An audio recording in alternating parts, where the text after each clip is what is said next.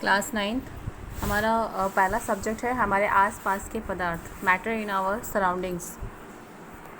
हमारे आसपास के पदार्थ यानी कि पदार्थ क्या होता है, पहले तो आप इसके बारे में जानोगे कि जो भी हमारे आसपास जो भी वस्तुएं हमें नज़र आती हैं, जो भी दिखाई देती हैं, उनकी आकृति, उनका आकार और उनकी बनावट अलग अलग होती है और हर वस्तु किसी न किसी पदार्थ से मिलकर बनी हुई है।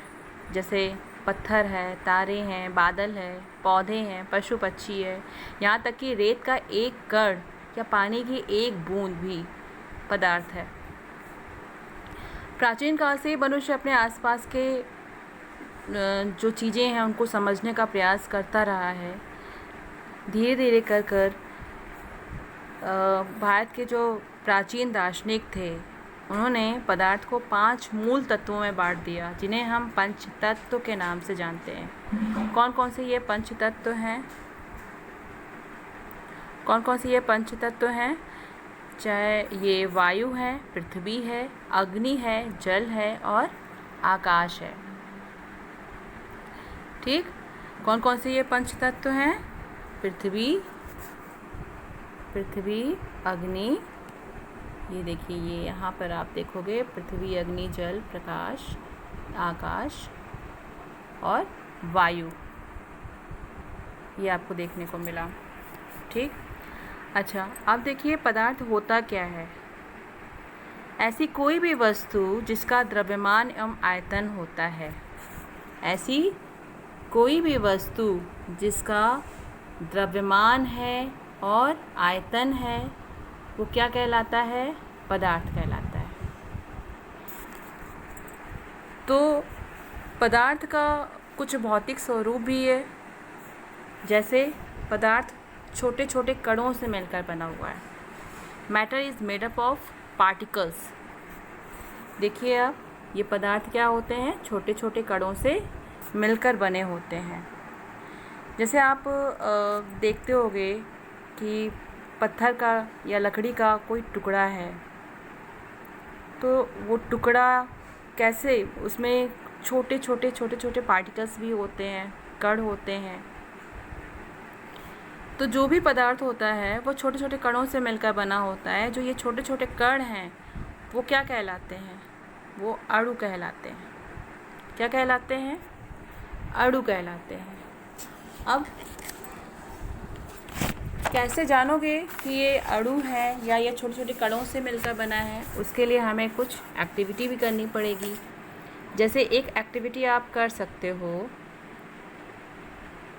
जैसे एक एक्टिविटी आपको करनी है तो आप ये कर सकते हो कि 100 ml का एक बीकर ले लीजिए और उस बीकर को जल से आधा भर कर जल के स्तर पर निशान लगा दीजिए। अब नमक या शर्करा को लेकर कांच की छड़ की सहायता से उस जल में आप घोल दीजिए। अब जल का स्तर जो आपने निशान बनाया हुआ है उसको आप ध्यान से देखोगे, क्या उसमें कोई परिवर्तन हो रहा है? अब आप देखोगे कि नमक या शर्करा जो आपने डाला था वो तो गायब हो गया। क्या कोई जल के स्तर में बदलाव आया? ये सारे सवाल आपके दिमाग में आएंगे। तब आपको समझ में आएगा कि वास्तव में सभी पदार्थ कणों से बने होते हैं।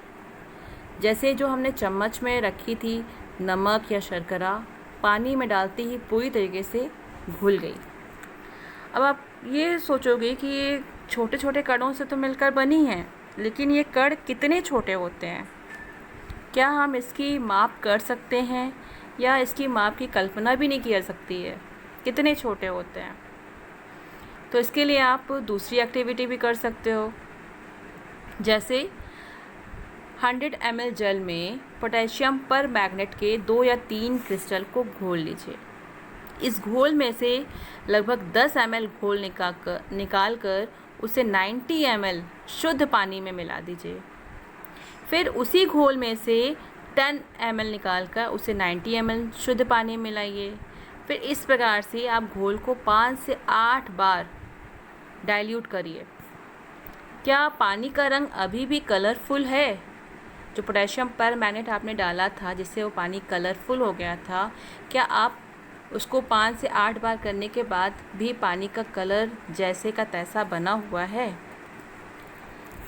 फिर आप देखोगे कि पोटेशियम पर मैग्नेट के केवल एक क्रिस्टल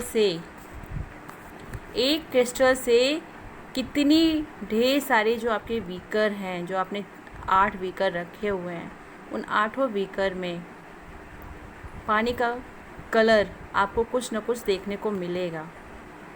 इसका मतलब क्या हुआ कि पोटेशियम पर मैग्नेट के केवल एक क्रिस्टल में असंख्य अत्यंत सूक्ष्म कण होते हैं जो छोटी छोटी मात्राओं में विभाजित हो जाते हैं, छोटी छोटी मात्राओं में टूट जाते हैं।